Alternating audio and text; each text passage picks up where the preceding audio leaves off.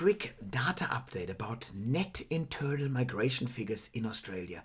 These are migration figures that do not take into account overseas migration, that do not look at natural increase, deaths over births. We're not looking at this. We're just looking at the population movements from one Australian state to the next, from one Australian capital city to the next.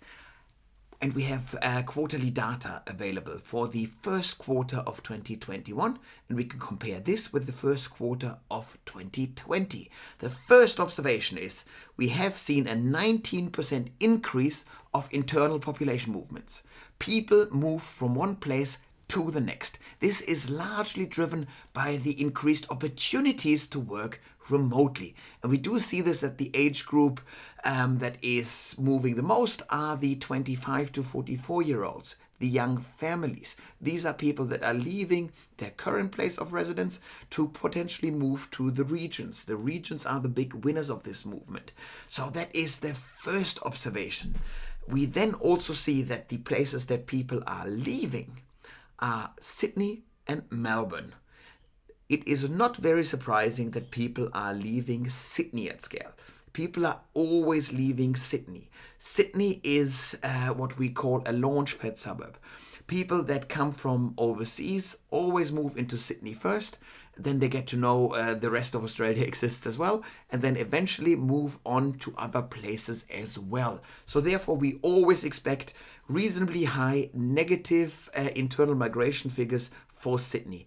And in fact, these figures for Sydney have not changed between 2020 and 2021. People are leaving Sydney at a usual normal rate. This data, of course, does not take into account the current lockdown in Sydney. Much more interesting is the data about Melbourne. It is in fact true that more people are leaving Melbourne than in the last year. We have approximately the same number of people choosing to move into Melbourne for employment, for education opportunity, but we have more people leaving Melbourne than before. Why are people leaving Melbourne and where are they going?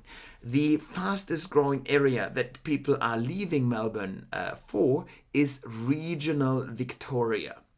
And the people that are leaving Melbourne to go to regional Victoria are those 25 to 44-year-olds. These are young families.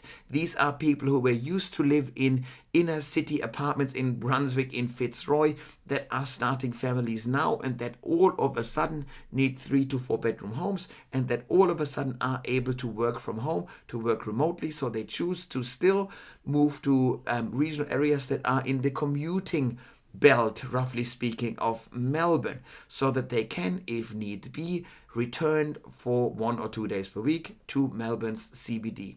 So these are just very quick, rough overviews of what is happening in net internal migration within Australia. But this is the kind of data that we need in order to understand more geographical details. For any given area in Australia, we can now analyze this a bit more and we can understand the drivers of population change, the drivers of property prices in these areas. I'll link to the original data source of the ABS below. And if you are interested in more regular data updates, subscribe to the YouTube channel or follow me on LinkedIn. Thank you.